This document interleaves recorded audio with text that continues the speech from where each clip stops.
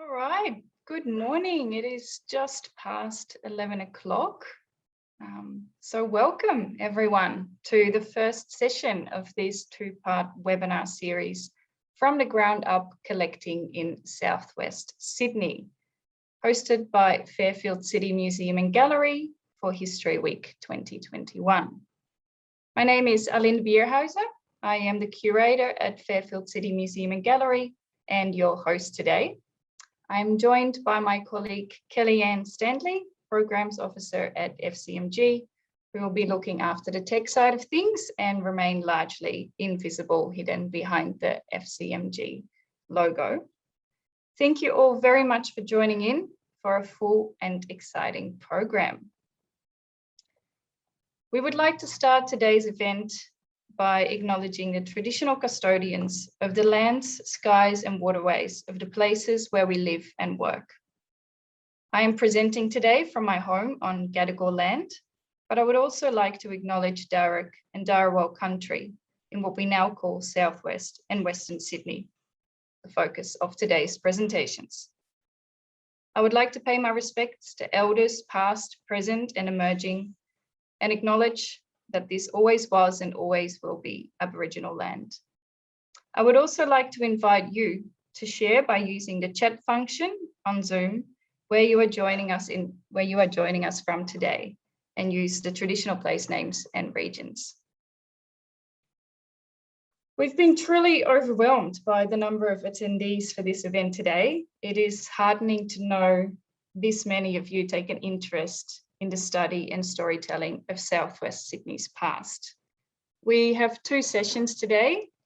Today's first session will be running until 12:30. We will have a lunch break for an hour from 12:30 until 1:30 p.m. and then return for session 2, which will go through to 3 p.m. this afternoon. If you have only registered for session 1, don't panic, there is still time to register for the second session. Kellyanne will post the link to the Eventbrite registration page in the chat as well. You can even contact us in the lunch break if you're having troubles. For your information, both sessions will be recording, so if you can't attend the second session or want to share it with colleagues, friends later on, we will be posting it on YouTube later in the month. I already mentioned the chat and Q&A function at the bottom of your screen. This is your way to communicate with me and the speakers throughout the event. If you have any questions for our speakers, please post them here.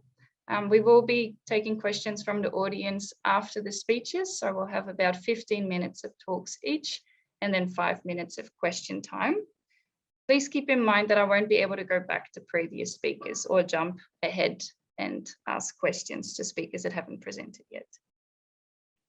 After today's series, you will receive an email from us to thank you for attending, also including a survey link. It would help us a lot to fill out the survey for some feedback, and we will also be sharing a list of tips and tricks with you, which has been compiled with the help of our presenters today. So History Week.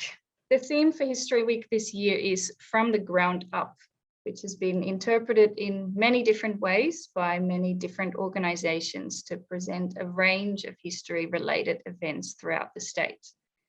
Today, we will be looking at the different ways in which the histories of Southwest Sydney have been and are being collected and what stories they tell.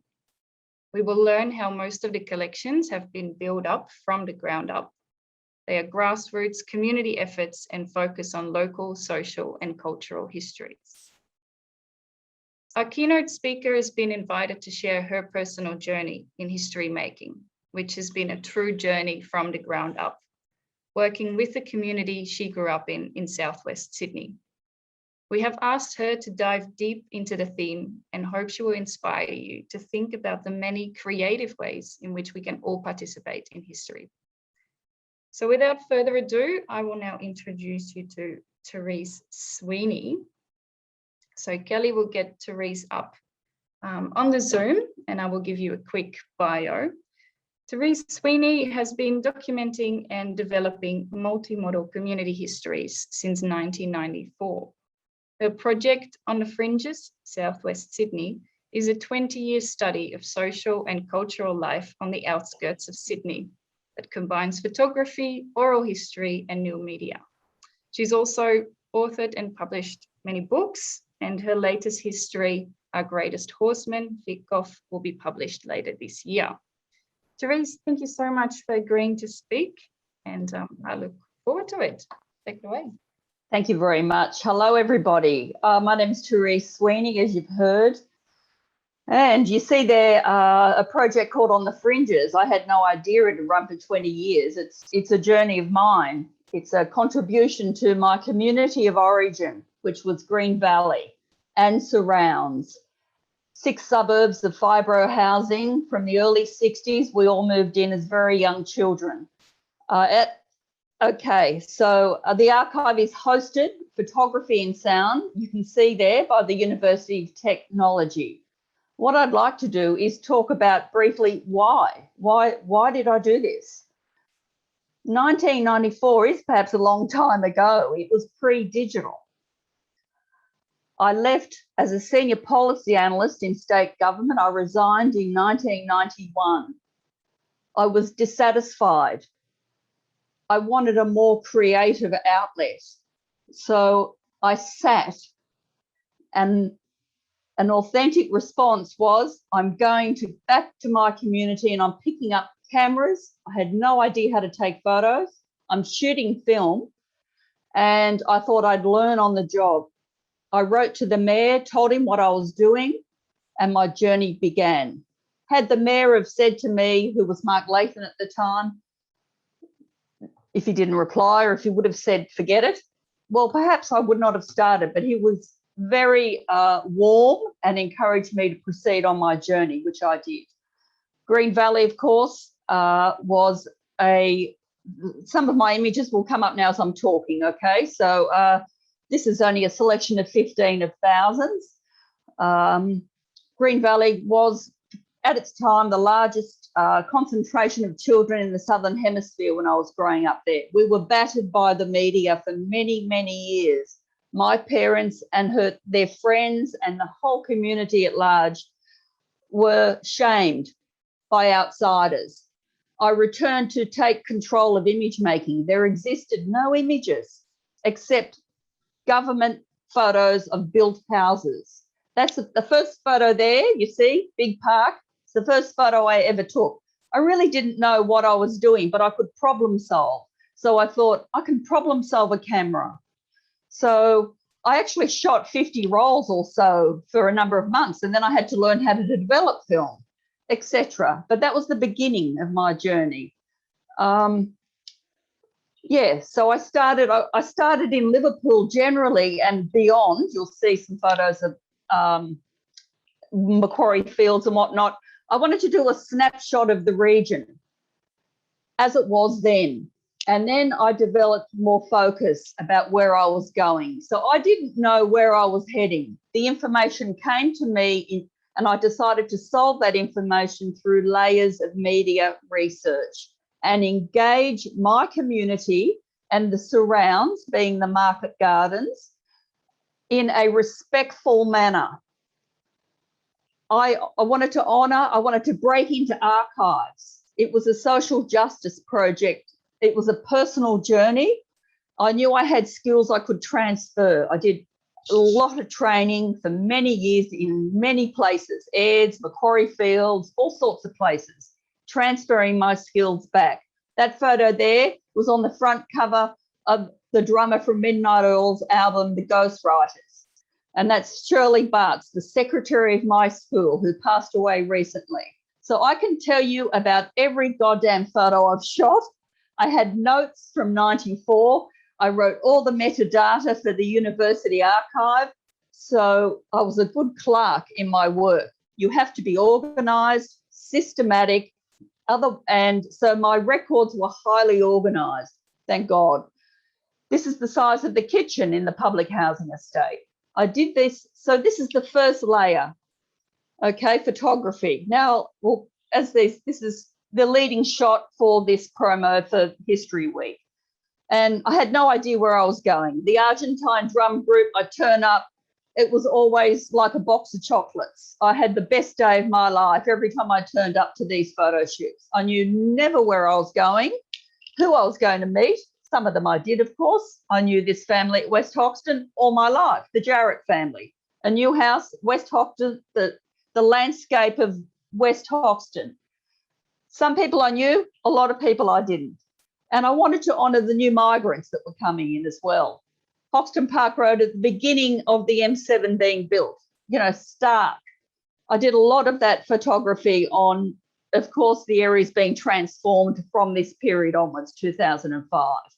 And that was a motivation for other work that I'll talk about later. And we'll just move through those images, and I can probably move on to, this is the Chinese market gardener, David Chung, who was head of the Chinese Market Gardening Association. I did a whole photography scape of all market gardens from that era. And here's the first wave of migration and farmers, Maria Biok, who is now passed away, but, you know, who fed our country before World War II from Croatia. Okay, now we'll talk. So I'm going to university in 96. I'm learning film, sound, script writing. I'm studying all these things as well as social history. Okay, so I'm bringing a theory to my work. And I wanted to, everything I did at university, I did on Green Valley. Okay, so sound. I learned, so what have we got? We're using, you start off, this is pre-digital, moving to digital. Not yet with the film, but this is pre-digital. So we're going, I started on, you start on cassette tapes. That's not starting yet, that film, we'll just wait. We're starting on cassette tapes. We're going to digital audio tape. We're going to mini disc players. We're going to videotape, boom operators. And now we're holding these little recorders these days called Zoom. You know, Zoom H5 that record broadcast quality sound. But I mean, I've done the gamut. So, and I've recorded on all of those media for sound. So at archive national standards, many libraries these days will not take any recordings unless they're recorded at national standards, and they're set by the National Library. And I won't go into the bit rates and whatnot, but these days you need to be recording at expectations for who knows how long digital work will survive. But so what I'm going to do is get you to listen to how I've used sound and photography in a little short film that I pitched at Austral Bowling Club on the Croatian community. We'll play a bite.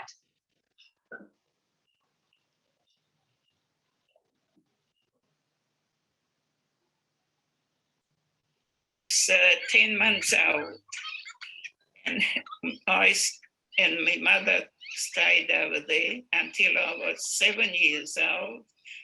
I saw my father. I knew him by photo. 5 days, I think we travelled from Brisbane up to Mount Isa. Had to change up at Townsville and then go across. All I remember, I used to say to my father, he met us in Brisbane, what's our house like?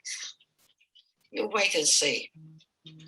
And then as we were going through the country, you know, and there'd be shanties. And I'll say to Dad, is there anything like that? No, worse than that. So anyhow, when we arrived in Mount Isa, and my mother said, oh my God, my brother pig's pens was better than this one. It was made out of galvanised iron, you know, out of drums and things, and that was the house. When I arrived out here and found that my father was living in a tent, because in the bush you had to, when you cut one bush, you had to be moved to another lot of trees suitable for sleeper cutting. So living under those conditions, surrounded with kangaroos and emus and whatnot, and that was a quite nice sight anyway. That was a place called Manjimup. southwest of Perth. My dad would go all over Victoria digging potatoes from Mildura to whatever. And his home was a tent and a suitcase. That was his home. Okay, so that is just a snippet of a 20-minute video that I made with photographic images, text, soundscapes, and bits of that I took from sound recordings on the Croatian migrant community that have been here since the late 19th century. But this particular group all came to southwest Sydney from all over Australia after they migrated and started in your area. They started farming in Cabramatta and Canley Vale and then went backwards to the fringes. So the work I've done actually impacts probably most of the government areas in southwest Sydney. The stories go all around the region. Okay, so the next soundbite you're going to hear and why I am playing it is a woman called Cavil Farley. Now, she was a resident from Green Valley in Yorta Street, sadly, from memory. Cavil actually nursed my father, who was very ill in hospital many, many years ago when I was a young girl. But I'm playing this so you hear how you should start a recording and what can evolve from a simple opening. Today is the 20th of July 2012. My name is Therese Sweeney. This is the Pioneers of the Fringe project, the Green Valley leg of the project. Today I'm interviewing Cavil Farley at 70 Riverview Road, Pleasure Point, which is her home. And I'm just declaring at the start that I've known Cavil Farley probably for all of my life. So Cavil, what's your full name and date of birth and place? Full name is Cavil Jean Farley. Date of birth, the 25th of the 1st, 1941. And I was born in Coffs Harbour, New South Wales. What was your former name? Cavil McHugh. And I had to always spell it. People would say, what is your name? And I'd say Cavil McHugh. CAVELLMCKEOUGH. That was growing up, yeah. Tell me your parents' full names. My father was Charles Ralph McHugh and Mum was Joan Cavil McHugh, yeah. And do you have siblings? Yes, I have a twin brother, Gary. Yes, Gary Jean, I'm Cavil Jean. Yeah. Oops. Sorry. Go back. Yep. All of my life. So, Cavil, what's your full name and date of birth and place? Move it forward a bit, yeah. 25th of the 1st, 1941. And I was born in Coffs Harbour, New South Wales. I would say, what is your name? And I'd say Cavil McHugh. CAVELLMCKEOUGH.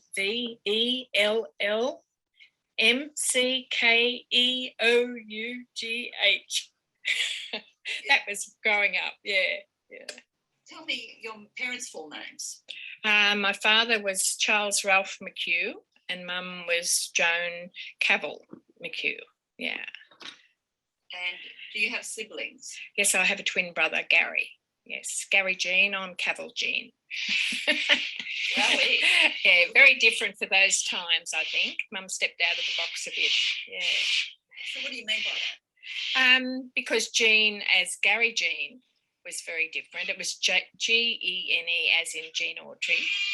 And Cavil, well, I've only met one other Cavil. Well, I haven't actually met her, but I believe there was an elderly lady in Canada when I was travelling, and somebody said there was a lady living in that city that was named Cavil, but I've not ever met another Cavil. It's a lovely name. What are the origins of, do you know the name? Yes. In my grandfather's belongings after he died, and my grandmother's, there was a card with a photograph of Nurse Edith Cavil lying prone with her uniform on, being shot, stood over by a German soldier being shot. And she was a nurse in the war that helped prisoners of war escape in the hospital, from the hospital, and escaped. So they took her out and shot her. So I believe that's where Mum got the name as her second Christian name, and then that's how I got my Christian name. Yes. Did that influence your profession? I'm pretty sure it must have. I wasn't aware of it, but I'm sure somebody must have told me that story over the years, because I was always going to be a nurse, always. Okay, thank you for that. So what I'll do is just talk quickly, because we're going to, the third layer of my work, of course, I start making videos at university. I have final subjects like a social history subject. Well, rather than write an essay, I can write a short synopsis and present a video, which is what I went to a pretty groovy university at UTS. I did a communications degree, and you could really do a lot there back in the mid-90s. It's very different now. But I majored in filmmaking, and I also majored in social history, which was my theory, and production. And I did a sub-major in screenwriting. But so I got a chance to make a few videos. Okay, that's not the video. So that's the one. Yep. So, okay, so what do I do with these videos? Well, they're all on YouTube. Well, my name's... No, don't play it yet, sorry. And rewind it a bit, thanks. What, at university, you, at libraries, they are now starting to archive film. Like, I went with UTS as my archive because they were going to show it all. My work is logged all across libraries out in Southwest Sydney where I've done it, but there is nothing online, and I don't even know if my name exists. But that's okay. So UTS promised me, they've known me for 20 years. They host my archive. I know the State Library wanted the work, but they didn't know when it was they could promise me when it was going to be seen. But they also wanted my films. So we are going to put the films in with the current archive. But I've had them on buildings, all sorts of places. So anyway, this is a clip from a video I made on Super VHS tape in 1999. And it's an 11-minute video, but you're only going to get a minute or two. And it's Merle Giffen, who lived in Miller, Green Valley. So we can start that now. Thank you.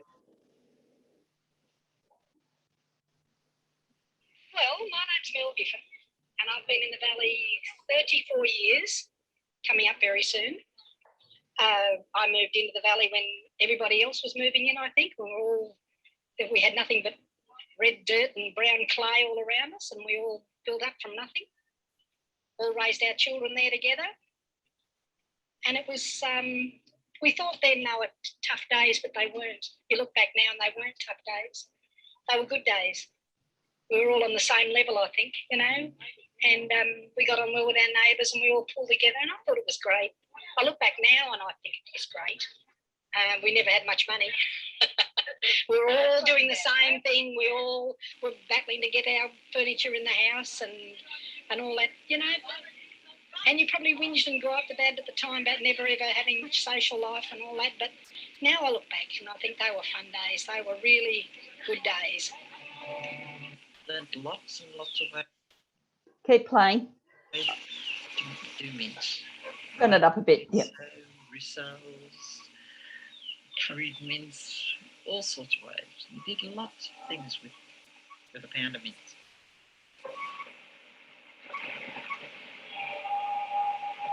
About 1972. That's what we'd like to see is the start of a media centre for the area. Probably a little bit in our minds is the Valley was getting an awful lot of flack through the media. We felt that, okay, let's show people that a lot of it's not deserved, that there are people there that have got get up and go.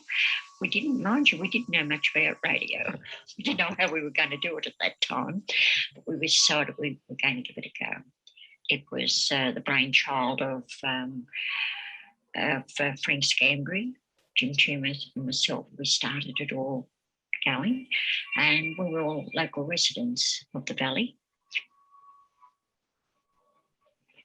A service wasn't really good going into Liverpool. We had no shopping centre at Miller there then for the first year or so, a couple of years, I think.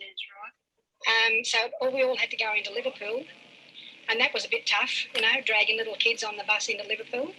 But then after a while, Miller opened up, and so that because bus service wasn't as good as it is today either.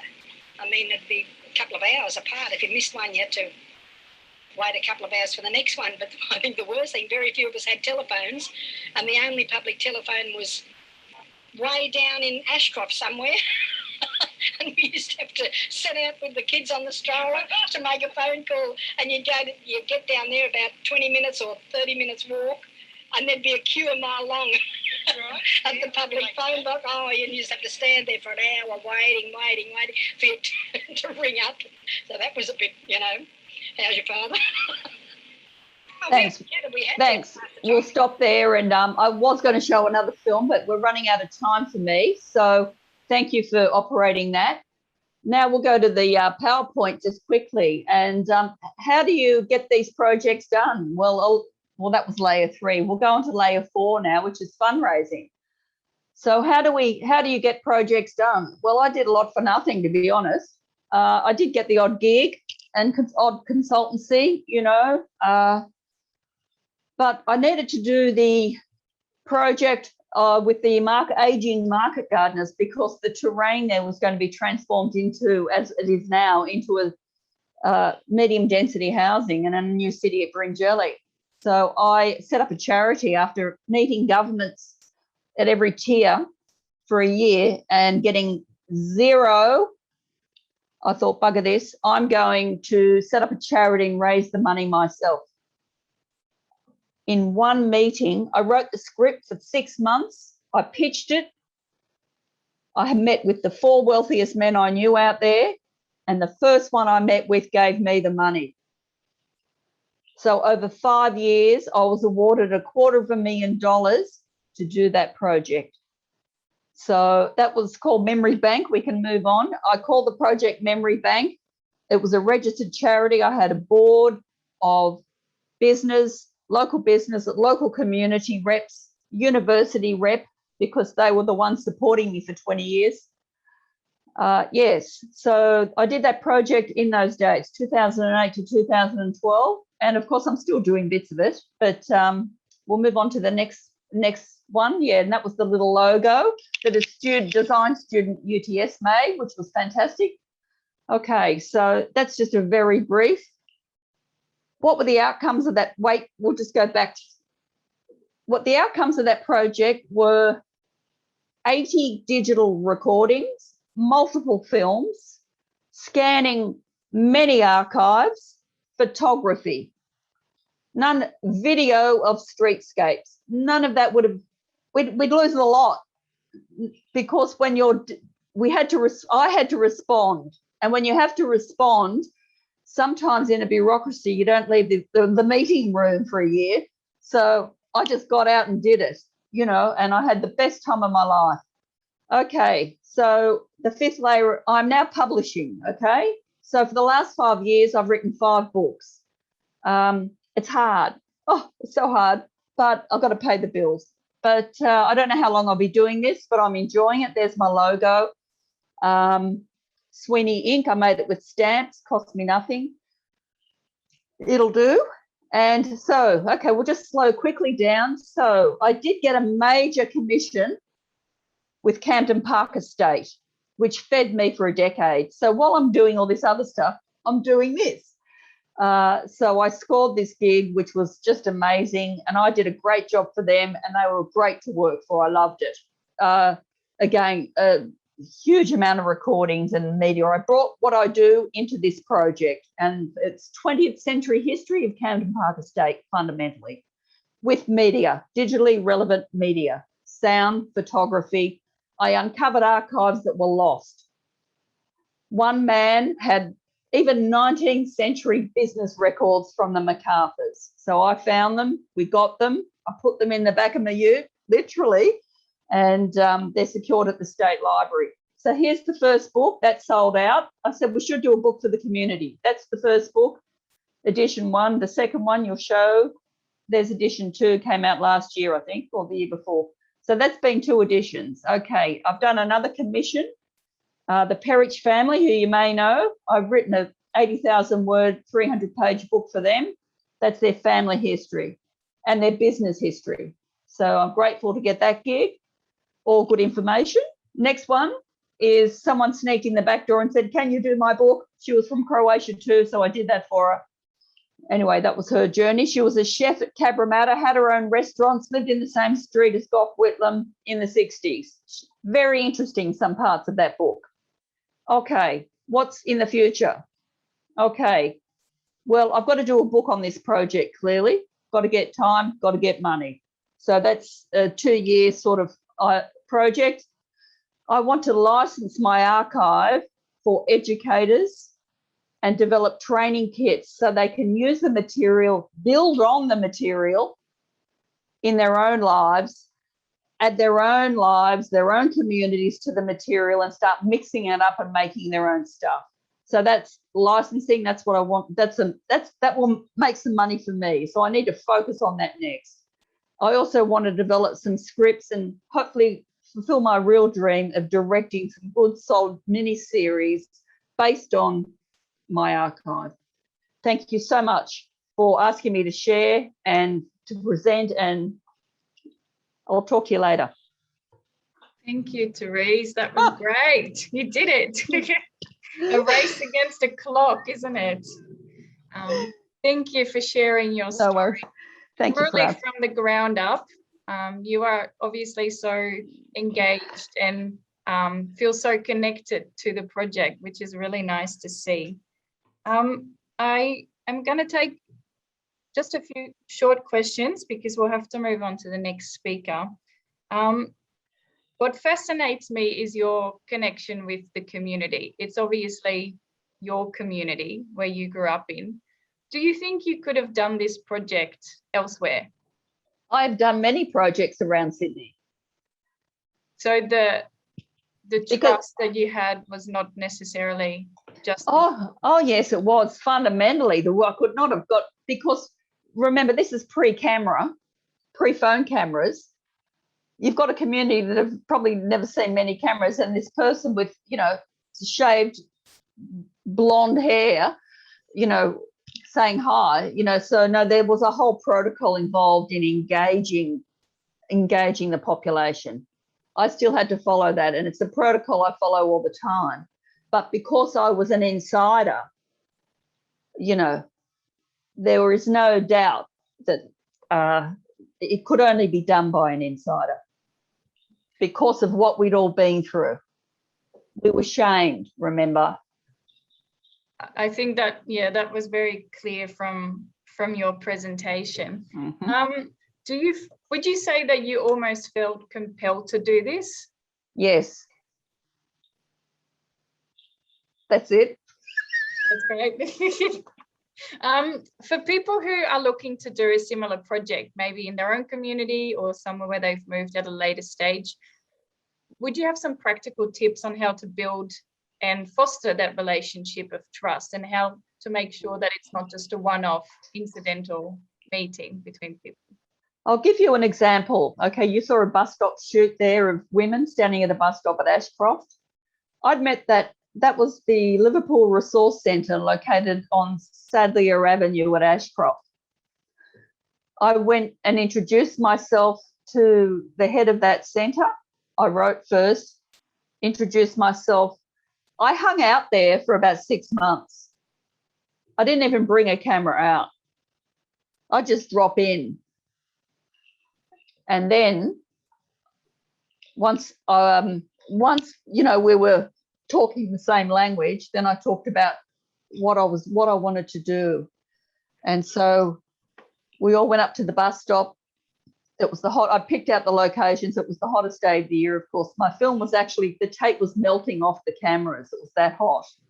So I'd run out of colour slide film because it was caught in the camera. I couldn't open the camera. And I had my black and white film camera. So I only had a couple of shots. Anyway, that's an example. And then I keep working with them and again, because with the market gardeners, they said, if you can crack Ivica Boscovich, see, a lot of these people have passed away in the recent years. But I've had the joy of being with them for a number of years. Ivica Boscovich from Croatia was brought out as a proxy bride, like many of them, never left their farmland, 5-acre plots. And they said, if you can crack Ivica, you're in. I thought, all right. Went on lots and lots of bus trips because everyone goes on bus trips out of the area. So they had a bus transport service. I used to go on the bus trips, keep my eye on Ivica. She'd be looking at me. Anyway, I cracked Ivica. So, she's represented throughout my work, and she even was in a big screen on a huge building, a video moment. So when the layers mean, because there's no rehearsal, it's one shot. At that time, I had to get it all in the video with one shot. There's no like action, cut. Can you do that again? It's, they don't know what you're doing. They don't know why you're doing it, but they're going along with you. And then they get it when they go and they see themselves. And, I took Ivica to see herself on the building, and she was like, this is a woman that really learned to speak English from reading the pullet packet on her chicken growing fee, So, I had a lot of respect for those women. It's obviously a genuine relationship that you build with your subjects. Yeah. Thank you so much. I think you have inspired a lot of people, judging by the comments in the chat. If people want to reach out to you or contact you, talk further, what is the best way? Well, I won't give you my phone number. And there's, all my Penny's coming through, Penny Standard, who was part of Dr. Penny, who helped select the photography with Dr. Paul Ashton at UTS. Like Penny, I've known for 20 years. I've got Jenny Purcell coming through, who I went to school with in kindergarten.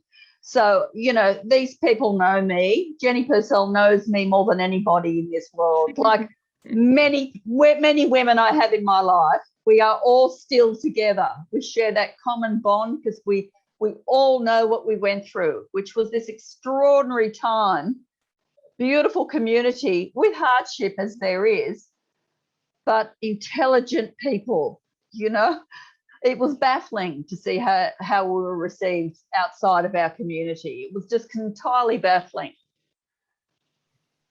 I wish we had more time, Therese, because there's a lot more questions. We might have to do a separate talk with No, stop. you for longer. Hang on, my email, I better let someone else have a go.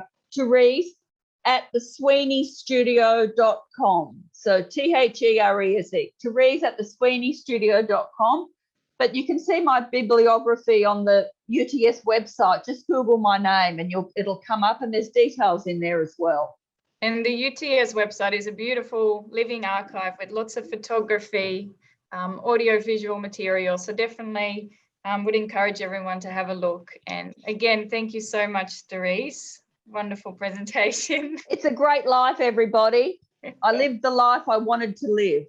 It is possible to be a happy historian. It is. It is good. We're going to move on to our next speaker. So Kellyanne is going to now call up Marilyn Gallo, my colleague from Fairfield City Council. Marilyn is going to talk next. She is a Heritage Services Librarian at Fairfield City Open Libraries and has over 35 years of experience working in public libraries, in particular at local studies. She's fluent in 3 languages and has a passion for local history. It is her mission to make local histories, often found only in people's memories, wardrobes, and attics, more accessible. The biggest challenge that she's faced is to do this and involve the culturally diverse communities of Fairfield, which she has embraced with dedication and enthusiasm. Marilyn, thank you so much for joining us, and good luck with your presentation. Good morning, Alinda, and good morning, everyone. Today I'll be taking you through the history of Fairfield City's Heritage Collection from the ground up, how we build and manage our collection to be what it is today in the world of online access. We go to the next slide. So Fairfield City Library Service was first established in 1950. Local related information was part of the reference services. And I'm sure a lot of local history libraries will relate to our beginning as well. So local related materials were stored in the back room of the reference library and had no catalogue entries. This informal collection consisted of local newspapers, photographs, and some publications. Reference staff dealt with local history inquiries and relied heavily on their knowledge of what was stored in the back room. Two progressive events led to the official establishment of the local studies collection in Fairfield. The first was in 1975, a new library designed by Harry Seidler and located at Cabramatta was opened. And secondly, in 1988, the federal state government provided unprecedented funds for local history archival projects leading up to the bicentenary. As a result, Fairfield City Library Service appointed its first local studies librarian. The newly appointed librarian was to document all aspects of historical and contemporary life in the Fairfield local government area, also to preserve and provide access to the newly formed collection. It was a huge task. Next slide is the work began. So our newspapers were loosely bound in large black folders and stored by name and year of publication. Indexing of the newspaper by subject followed. Publications were added to the library catalogue, and through ads in the local newspapers, the community was encouraged to donate historical materials. Council minutes and rate records were brought from the council to the library under closed access. Next slide.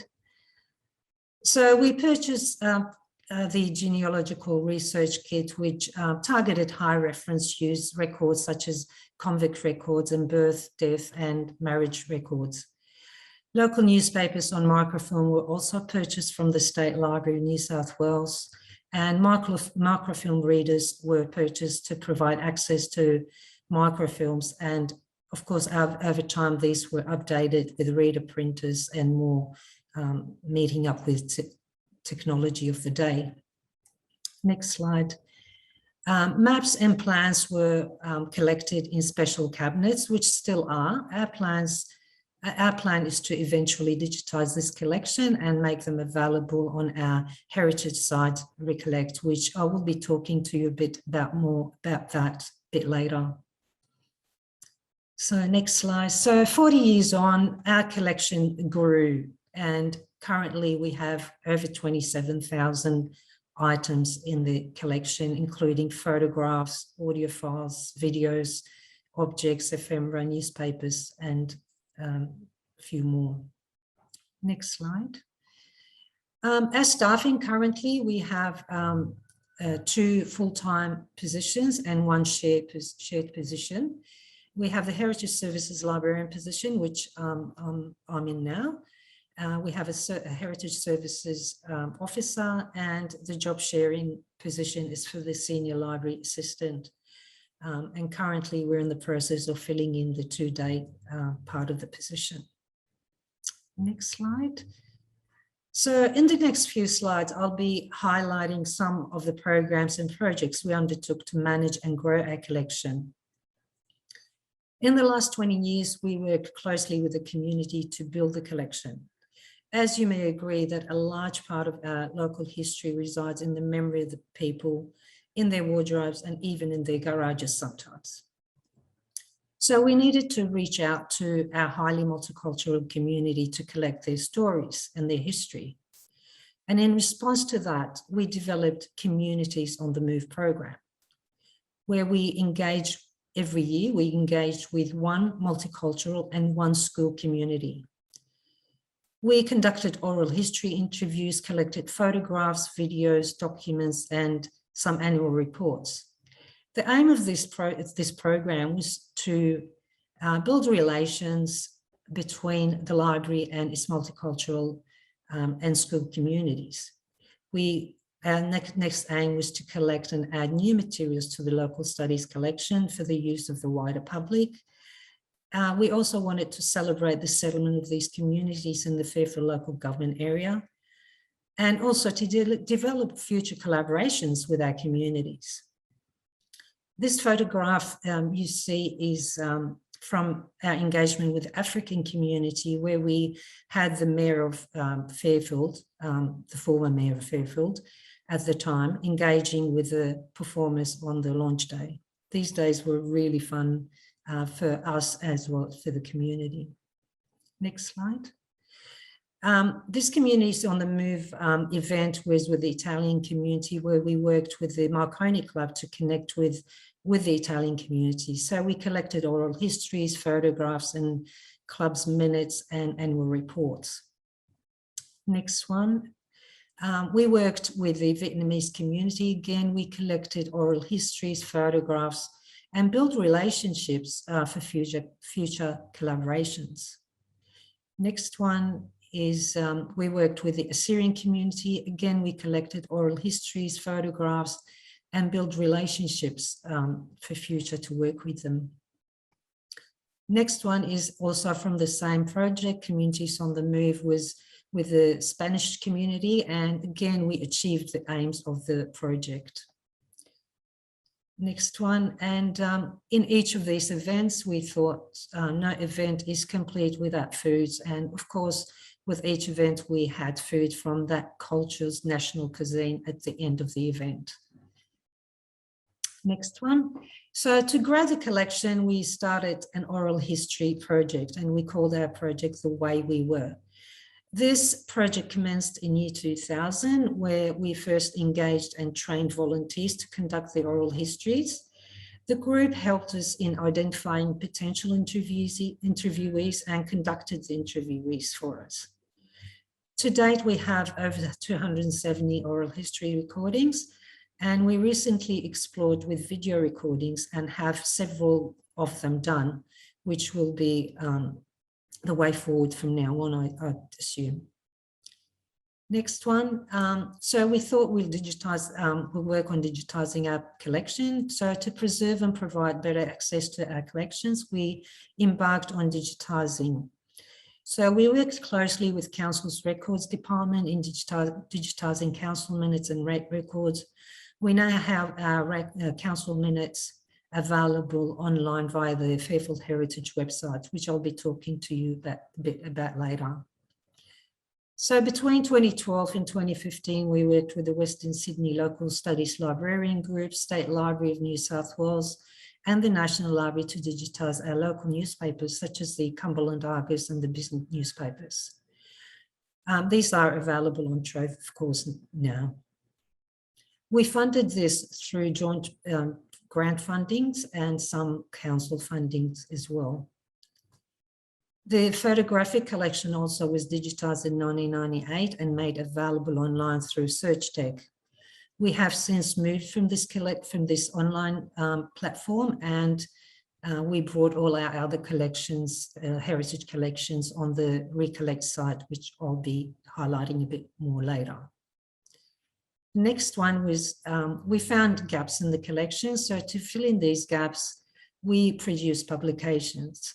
We worked with local groups and authors to do this. So for example, Journeys in Time, History of St. John's Park was produced working with the Old Timers group, it's a local group, who had a lot of knowledge of the area, and that knowledge was needed to be documented in some form. One of the members of the group, Vicky Morviggio, had the experience in research and writing, and so we supported the group by publishing this book. The publication of a DVD, Life and Times of Fairfield, was produced by a Western Sydney University student through an internship program in 2006. The DVD was showcased the history of Fairfield City and its cultural diversity. The need for this DVD arose when we established the Cabramatta tours, and this was a supplement to the program. I'll talk about the tours a bit later as well. Next slide is about the Fairfax Collection. So we recently, last year, we purchased 592 Sydney Morning Herald original photographs from the Duncan Miller in the US. These photographs have been scanned at high resolution. Access to this collection is only available to staff for now due to the copyright restrictions. We're planning to seek copyright from Sydney Morning Herald afterwards. Next slide is working with the Fairfield City Museum and Gallery. So last year, library restructure, the heritage team is now responsible to manage the object collection held at the museum. So the museum also has a vintage village, and the village has original heritage listed and reconstructed buildings. The village depicts local businesses and residences from the 1880s to the 1930s. These buildings, complete with historic interiors, evoke different periods and reflect stories of long-lost trades, personal hardships, and the simple life in rural Western Sydney. If you haven't visited already, please do. You will really enjoy it. The museum object collection is also available on the Fairfield City Heritage site, which I'll be talking about a bit later. Marilyn, you have a few minutes left, just letting you know. Okay, I won't go too much through. So recently we had the COVID story. We're collecting COVID stories, which we've made available on our Recollect website. And the next one is a city photographer, which we are appointing one city photographer per year to take photographs and add them to our collection. The next slide is on our cultural tours, which we have groups booking in to come in. We do a talk and a 1 hour session where we show the DVD, Life and Times of Fairfield City, and one of our staff talks throughout the presentation. We have over 30 schools and progress groups visiting each year. So, and the next slide is about future sourcing. I'll briefly talk about this. So for future crowdsourcing, we have recently joined Amplify to transcribe our oral histories. Amplify is a State Library of New South Wales platform that delivers digitized audio collections online. And they're paired with machine-generated transcripts that can be corrected by digital volunteers. The State Library provides support for eligible New South Wales public libraries to use Amplify for the transcription of their own digitised oral history collections. We also, at the moment, we're considering using Digivol, a platform for our transcriptions of handwritten council minutes. So accessing the next slide is on the access of the heritage collection. So our collection is accessed through our library catalogue, but our recent platform is through Recollect, which we call it the Fairfield City Heritage Collection. And we currently have a large number of collection already uploaded on there. And if you look at the, I'm just going to take you through a couple of links. So if you look at the COVID stories, if you can just click on, yeah. So you can see all the photographs that have been recently submitted. You can access them, or the public can access them. And if we go back to the Recollect main page again, I'll just take you through the oral history. No, actually, I'll take you to the oral histories first.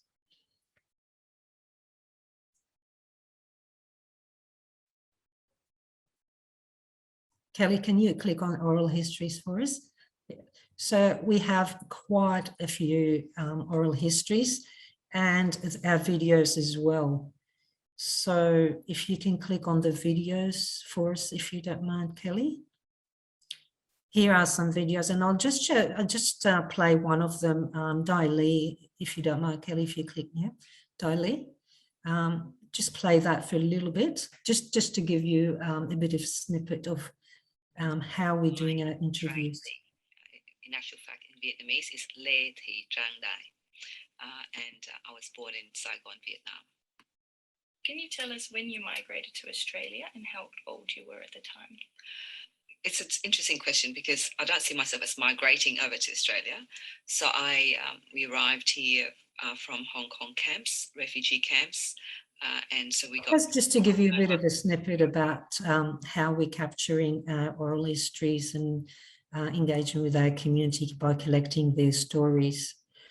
I'll move on to the next one, which is our exhibitions. So we have exhibitions in the library. So we showcase our photographic collection and social history through exhibitions at the Whitlam Library and 3 of the branches. Since the restructure in 2020, we have worked with the museum to incorporate some of their social history exhibitions in our libraries. We also exhibit Council's annual Capture Fairfield Visual Arts and Photography exhibition. These are the winning entries from the photographic exhibition Capture Fairfield. I mean, I can go on we'll just talk about the Miras exhibition just quickly. The Miras exhibition is one of the exhibitions from the museum. This exhibition celebrates the Uyghur community of Western Sydney and share their culture with the wider community. Our challenge, future challenge is just the vast amount of information, photographs that are available online. My challenge is to how to capture all that and archive it. And I'm sure it'll be a challenge that most Heritage Services librarians will be having. I'm happy to answer any questions if anyone has any questions. Thanks, Marilyn. That was a really great presentation. And the question that I had for you, which was posed by one of the audience members ahead of the webinar, you just answered. What do you think is the biggest challenge that public libraries and local studies face? So it's adapting to the future and to the way that we produce this huge amount of content these days of images and video, and how do we capture that accurately? Certainly. Yeah, for the sake of time, because I don't want to run over time too much, I am going to leave it there because your presentation was great and touched on so many different topics. I joke about it a lot at work, but this collection would not exist without you, Marilyn. You do a really, really great job. So thank you. Thank you. And then we'll move on to our next speaker. Kelly will bring up Wendy Gallagher. She is a Senior Advisor, Regional Engagement at the New South Wales State Archives. Wendy has worked with the State Archives collection for over 30 years, so another veteran, and wants everybody to know more about this wonderful collection. She has worked both in the public reading room and behind the scenes, managing new archives as they arrived at the State Archives.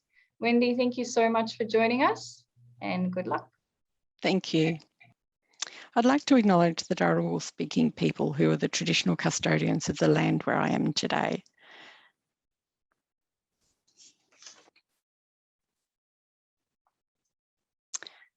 So I wanted to talk to you about the State Archives collection, which is where I work. And it holds the records of the New South Wales government. So all of the things that are created by the New South Wales government, it's huge. So it's literally 86 kilometres, which is over 14 million items. It's held at Kingswood near Penrith. It's one of the oldest in Australia, dating from 1787, before the first fleet arrived in Sydney. And one of the reasons I really wanted to talk about it today is I think there's a bit of a perception it's either for academics or it's for family historians. It's absolutely fabulous for local history research. The things that it doesn't hold are private papers and manuscripts, books, newspapers, and private company records. This is an example photo from our collection, which is of the opening of Fairfield Bridge over the railway line. It's one of 11, and it's from the Public Relations Department of the State Rail Authority. So the sort of things that were documented by New South Wales government is what sets the boundaries for this collection. So employment, both of public servants, but also people that weren't public servants, but which the government registered them. So doctors, chemists, architects, all of those sorts of things. Land ownership and occupation, education, the law, and I'll talk about the example of the law that I've chosen here in a moment, public health, transport, public buildings, and regulation. So the government regulates. It regulates things like theatres and public halls, planning. It regulated companies until that became a federal record. This is an example from the Darlinghurst Jail photograph description books. All I did to find this was to type Camden into our search engine, because you can see that Alexander Fordyce was born in Camden, New South Wales in 1829, and in the 1860s was charged with robbery and wounding and sentenced to death, which was commuted to penal servitude for life. So a huge range of information, simple to find. This is our website, www.records.nsw.gov.au. I just wanted to highlight some of the places on the website. I always say this bottom box and collection search are the keys to everything. So in the bottom box, you'll find a link to the A to Z guides to research topics in the collection. Literally, it's just everything from A to Z that we can think of that you might think to research, with lots of cross-references. Just have a browse. Naturally, there's one covering local history. There's also a link to the online indexes, which are indexes to many of our really popular records like probate packets and deceased estate files and bankruptcies, and the new one, inquests. The great thing about a lot of these indexes, you can search them by place as well as by name and build up a picture of any part of the state.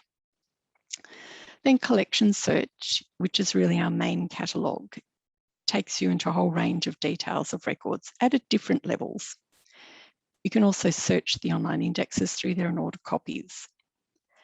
You can view digitised copies of records, and that's what I'm really going to focus on for the rest of this talk, the things that you can see now, because let's face it, you can't come to our reading room, and there's lots to be seen. Photographs, throwaway employment cards, tramway stuff, registers, publicans, licence cards, the list just goes on, and it's growing all the time. We do regular webinars, which are kind of how-to sorts of things. They cover a whole range of topics, many of which would be really useful in terms of local history and seeing what's happening in the local area, but there's two specifically about local history searching. And we have a range of galleries which really showcase the records and stories you can put together from those records from the collection. There's a local history study. Now, Dalgety is obviously a rural area, but the sorts of things that we've looked at for Dalgety are the kind of things that you look at for any part of Sydney.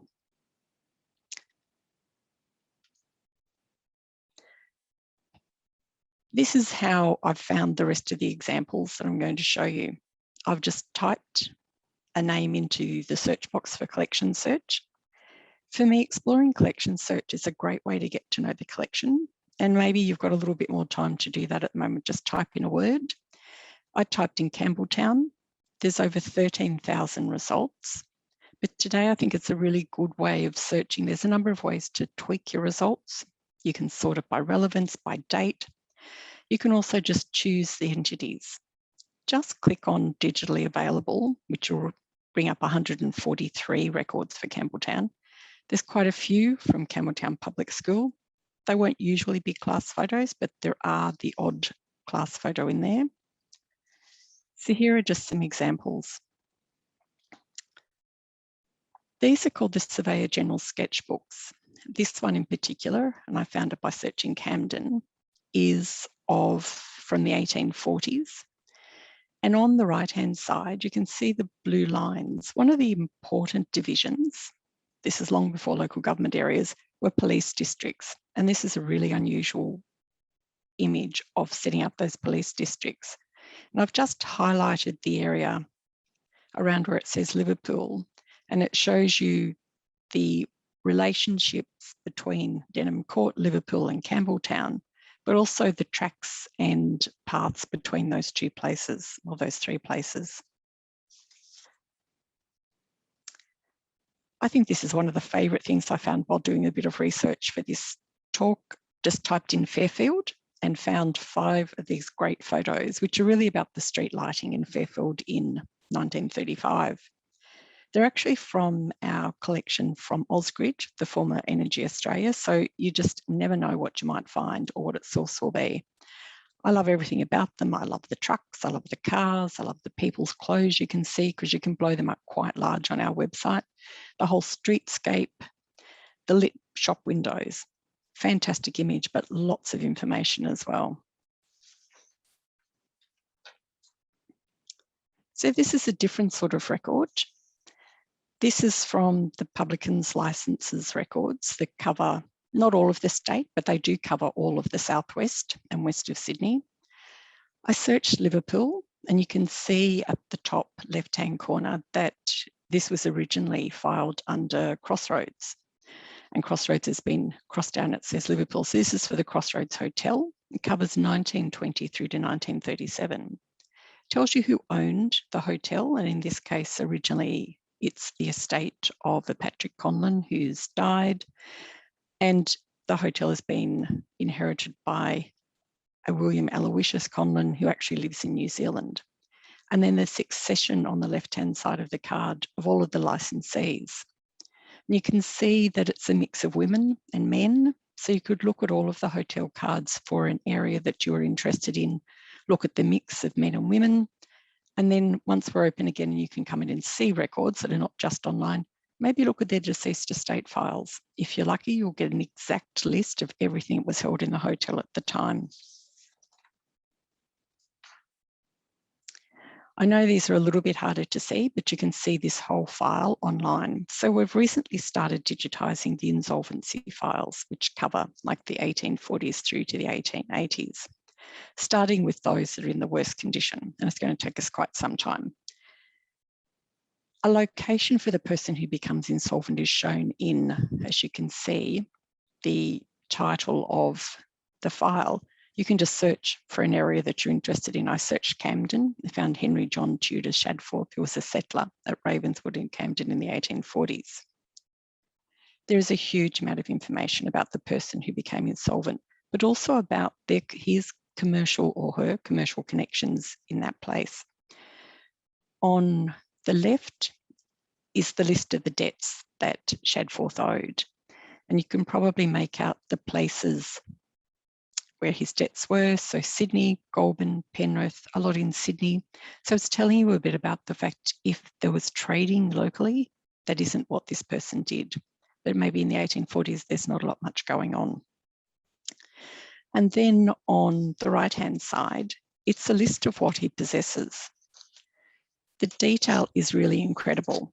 It tells you that they weren't using the third bedroom as a bedroom because it's got a stand, a table. It does have a looking glass, but there's no bed. Huge amount of detail. Last year, we did a program of webinars about towns across New South Wales and created a web page for each town. And on each of those pages, there are examples of archives from these files. And we talk about how you can trace the history of that town using those files. So they're a great way for you to look at things that you could do yourself once we reopen. Just wanted to highlight the theatres and public halls files that had to be licensed from 1895 for public safety. They're owned by a whole range of different places. They're used, you could probably think of every sort of use more than I've thought of there and know that they were used for. They've got great information about local businesses, both in relation to the theatres and public halls themselves, but they were built, and often you'll get information about the construction industry in the town. They have got a huge role that they played in the history of recreation in any town. And the rise and fall of these buildings chart changes in population and in the broader world of recreation.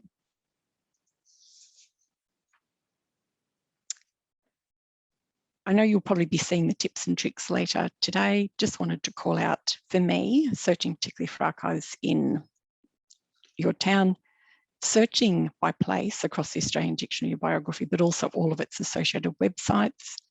You can download entries from our online indexes into Excel spreadsheets, so you can sort, you can combine them, just doing that would give you a picture, particularly in the 19th century, of a lot of what was happening in the early 20th century. I'm hoping you've already come across the Tooth and Company hotel records that are held at the Noel Butland Archives Centre. Combining Tooth's records about hotels with the Government of New South Wales records about hotel just gives you a whole another perspective. So that's my quick trip through the New South Wales State Archives collection, which, as I said, is enormous, and finishing with a picture of Campbelltown in, well, these photos aren't dated. Maybe someone could give me an idea of when it is. Thank you, Wendy. That was great. It is so good to hear from a larger statewide organisation like the Archives and Records, because there is a wealth of local detail and archives there as well. So thank you for taking us through that. Haven't seen any questions come through from the audience yet, but someone did submit a question ahead of the webinar.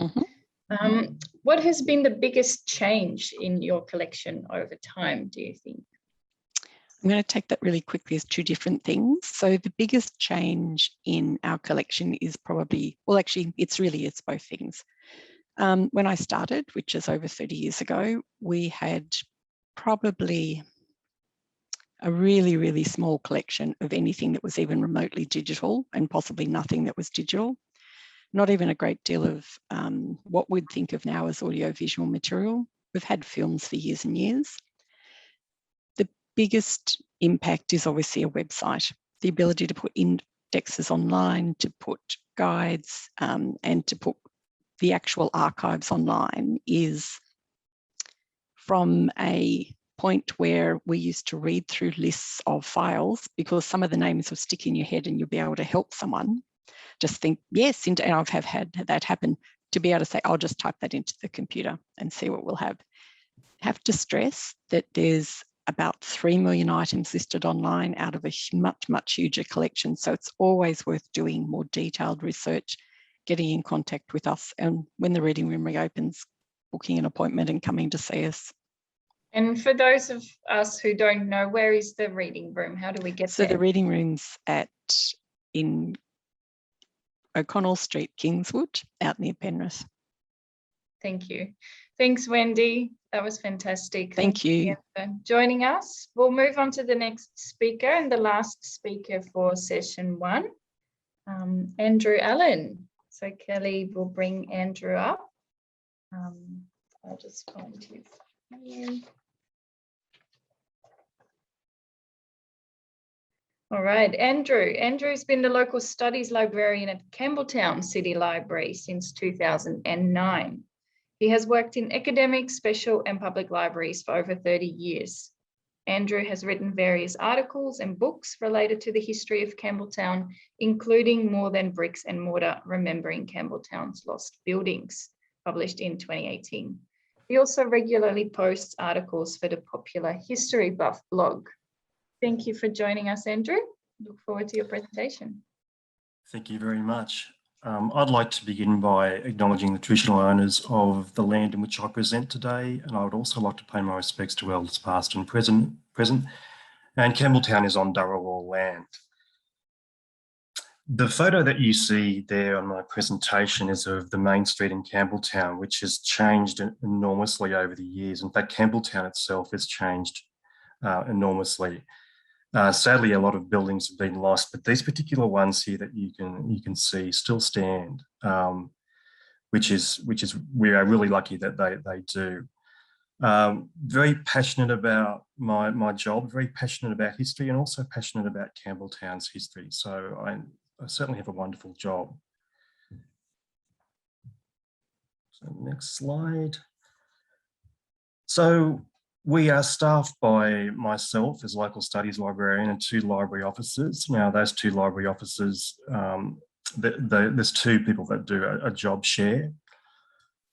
We're always busy. We've got a large number of inquiries coming through from the public. Even in COVID times, we're still getting a lot of inquiries.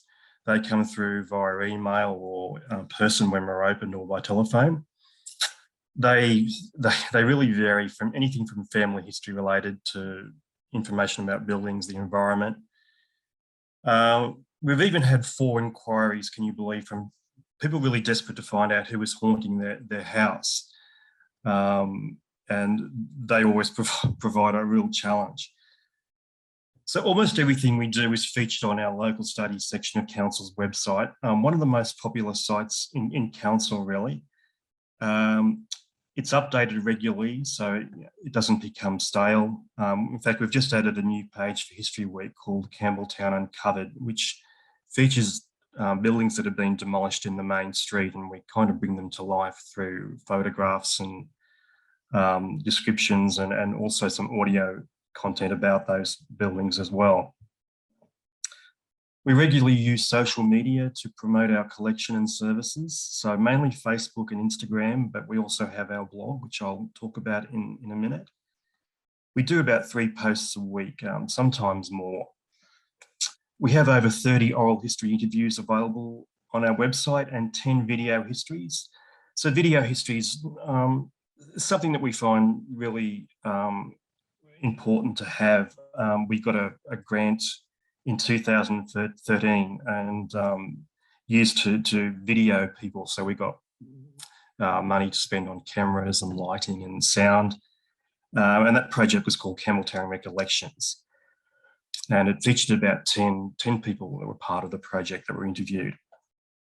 We also have a large number of 1970s oral histories that are going to be made accessible to the public, and I'll talk about those shortly as well. The photograph that you can see at the moment is me, myself and my colleague Claire, busy at work in the office doing some research.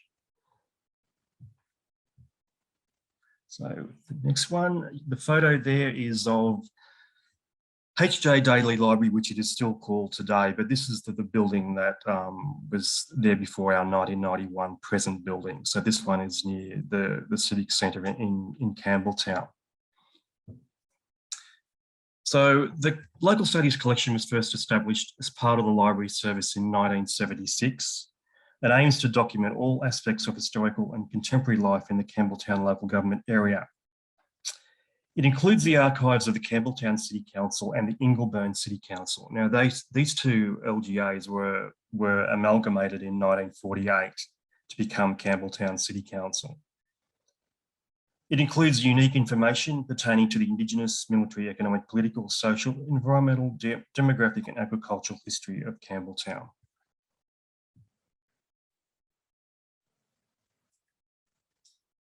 So the majority of items are associated with Campbelltown that we have. We do have a few space constraints at the moment, so it sort of limits us to Campbelltown information, but we do have a little bit of printed material from other LGAs that are neighbouring us. We keep bound copies of local papers as well as microfilm. We've got 4 filing cabinets of pamphlet or ephemera that is not digitised yet, but is on the catalogue. Also have rate books and council minutes, and we collect local authors. These are just some of the items that we have printed in our collection. Early map of Bradbury Park Estate, the Campbelltown Historical Society Journal, and one of the pictorial history series that it was done on Campbelltown recently. So what has been digitised? I can't stress enough how important it is to digitise material these days, and we are trying to digitise more and more material as we go. It's such an essential thing for libraries to do. We recently added through grant funding more of our local Campbelltown Ingleburn News newspaper from 1921 to 1954. So previous to that was digitised from 1880, which was the first issue, to 1920. And the funding we received went towards digitising that last 33 years. And it's been so fantastic. It's been so well received by our researchers, and it's also been useful for us in our work positions. We got another Community Heritage Grant in 2015 to digitise our oral histories and other recordings on cassette and various VHS and film recordings. and this was outsourced. So the oral histories have been transcribed with a view to making them accessible to the public. So what we're going to be doing is using snippets of each recording and make them available on our website according to their subject. We have over 10,000, in fact, it's almost 11,000 now, historical photographs on our Perfect Pictures database. It's called our Past in Pictures, and the database became available to the public in April 1997. It was initially held on CD-ROM, but the update of the collection was made to a web version of Perfect Pictures in 1999. So the high-res images can be requested by the public. We charge a small fee depending on how many images are requested. And like Marilyn said, we've also purchased photographs from the Fairfax archive that we've also digitised, and they are now available on our photographic database.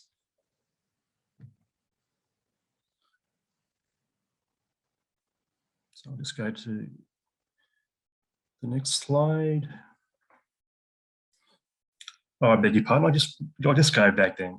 Can you just go back? Yeah, okay, fantastic. So, as I explained, we've got the historical photographs, the History Buff blog, which I'll talk about shortly. History Pin, for those of you not familiar with History Pin, it's a digital user-generated archive of historical photos, videos, audio recordings and personal recollections, where users are able to use the location and date of their content to pin it on to Google Maps. So we use an old photo from a collection and overlay it on a modern street scene of that same site. So you can fade in and fade out of the old and the new. Look, it's really popular with our patrons, and we've now got a very large collection on our website. So it kind of, I guess it really brings the photographic collection to life. We have oral histories, which I'll talk about in the next slide in a little bit more detail, but the video histories that I mentioned before, video histories are really good because sometimes when you're doing an oral history, you miss out on like facial expressions used by the interviewee. We had one particular lady who used to have a good time with the boys, and she was talking once about a visit to the movies, and she had a really naughty expression on her face, I guess you could say, that if you weren't videoing her, you would have missed out on. So that's one of the good things about video histories. The other good thing is you can integrate photographs and objects and all those sort of things into their recording, which kind of enhances it. We've got a timeline of Campbelltown history, which is good for students doing research. That goes from pre-Aboriginal occupation to the present. And we've got Fisher's Ghost resources. Now, I know some of you probably have heard the story about Fisher's Ghost. Some of you probably haven't. It's a long story, but I can make it very, very short. So Fred Fisher was a convict who became quite rich, and he went missing. And this was in 1826, so very early Campbelltown days. And it turned out that he was murdered by a man who had a farm next to his called George Worrell. And a few months after he disappeared, a man named John Farley was walking back from the pub and saw the ghost of what he believed was Fred Fisher on a local bridge or a local fence, and he was pointing to where he was buried.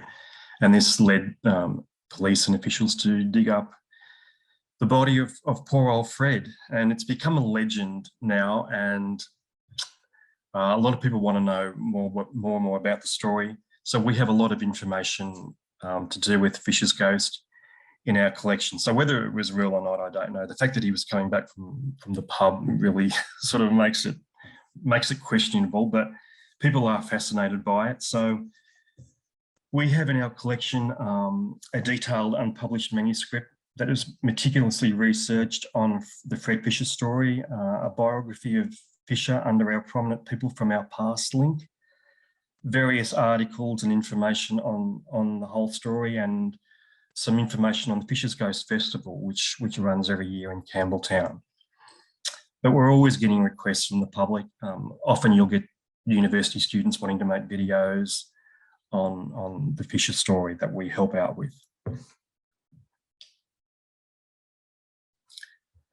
These are just some of the people that we've interviewed over, I guess, about the last decade, our oral history interviewees.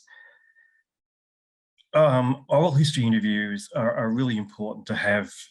People are like living libraries, and when they pass, it's like a library is lost. They are so important. We started interviewing elderly people who have lived in Campbelltown most or all of their life. Some have wonderful stories to tell. They can be quite amusing at times, so it's really enjoyable. But we're starting to now capture young people, and particularly recent migrants and members of the Indigenous community. In fact, we're currently involved in a project collecting Aboriginal stories from the Indigenous community at the moment. These interviews are useful when doing research or answering inquiries. And currently we are indexing our interviews. So all interviews, unless permission has not been given, which is only for a few of these, are available on our library website. And some of the earlier ones are put on DVD and are now part of our lending collection.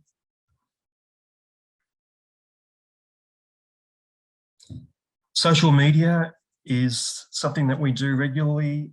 Flashback Friday, which we run every Friday, is very popular. People seem to just love nostalgia, particularly at the moment I'm finding with the COVID lockdown. People are sort of turning to nostalgia. They like something that they can relate to. All the posts that we put on where they can relate to something in their lives, they love it, and we get an enormous reaction, enormous feedback from that. We find that it's more popular if we do one sort of like a later scene rather than an earlier scene. And once again, I guess it goes back to whether they can relate to it or not. Another thing that we do now once a week, a new initiative, is History Happened Here, where we go out and we take a photograph of the site that had some significance in Campbelltown's past. The one I'm featuring here on the screen at the moment is from it was a site that bushrangers, where they bailed up the mail coach in 1866 along Appin Road. And that also has become really popular, that feature. We might also sometimes do a photo of the day if we need to sort of fill in with something. We also make videos too. Last year, Campbelltown celebrated its bicentenary, so Campbelltown 2020 celebrations featured in our posts, and we did one on called Only in Campbelltown, where we made a series of videos. So often we'll put things like that, like videos, up on our social media page as well. What about 1 minute, Andrew? Okay, I'll better get cracking. So we're opened, that's the website to our library. We're opened during library hours. We accept donations of photos, artifacts, books, anything like that. Recently, in fact, last year, we received the original and only example of the Campbelltown Herald from 1880. It's the only surviving hard copy issue left. So occasionally we get absolute treasures like that are donated to us. Just quickly talk about our History Buff blog. We post about anything Campbelltown related. It's been going since 2011. We've now got 436 posts. All of our local study staff contribute. It's kind of become a real resource in itself. It's something that we really have as a go-to resource that we use for inquiries. Anything to do with ghosts, monsters, mysteries and murders always gets the most hits, which is kind of understandable, I guess. Just talk about one of the useful resources that I use in research, and I love this site. It's the Ryerson Index, which I know quite a few of you would be familiar with. It's a very valuable resource for researchers, particularly family historians. It's often difficult to find what happened to someone who has died in recent times, I find, but well, birth tests and marriages only go forward so far with deaths. So the Ryerson Index can provide an answer to a death that the birth tests and marriages can't. but it's only an index to the newspaper. So you would need to go to that particular newspaper and find the actual details of that death or funeral notice. It's covers 1803 to the present, but it's mostly what you find is more recent stuff. And it's mostly New South Wales focused, but there's a little bit of information there from other states as well. So I might just go to the last one because I'm running out of time. So if anybody has any questions, why is this New South Wales Post Office Directory there too, which I was going to talk briefly about, is another useful resource that you can also use for research, and it's digitised trove by the National Library of Australia. So if anybody has any questions, that'd be fantastic. Thank you, Andrew. Spoken like a real history buff. So much knowledge there. I'm just looking, there haven't been any questions that have just come through. I did have a question again that was submitted earlier. Someone wanted to know, how has your local history team worked during COVID-19, not being able to physically be at the library perhaps, or see people face to face? It's been a challenge, but we've coped okay. So everything obviously now is done online. We do a lot of social media work, so we put a lot of things on social media, like I talked about with the History Happened Here, for example, and our flashbacks. We're still getting inquiries through email, and we do our best to answer them using online resources. It can be a little bit of a challenge because you're not near your actual physical collection, but so far we've managed okay. So I think we're meeting the challenges. Thank you. One very practical question has just come through. Someone would like to know who did your tape conversions. It was a company called FATS Digital, FATS Digital, in Chatswood, and had no problems with them. They were fantastic to work with, and yeah, I'd highly recommend them. So FATS Digital was the company. I guess everyone is getting rather anxious with the deadline coming up for our magnetic tape.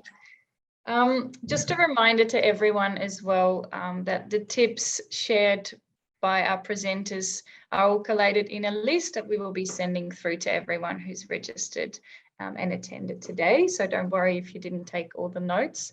We're now going to go on our lunch break. So thank you again very much, Andrew, for your insightful presentation and sharing all your knowledge and expertise with us. And thank you to the audience for joining us. I hope to see everyone for the second session at 1:30 p.m. See you then. Bye-bye.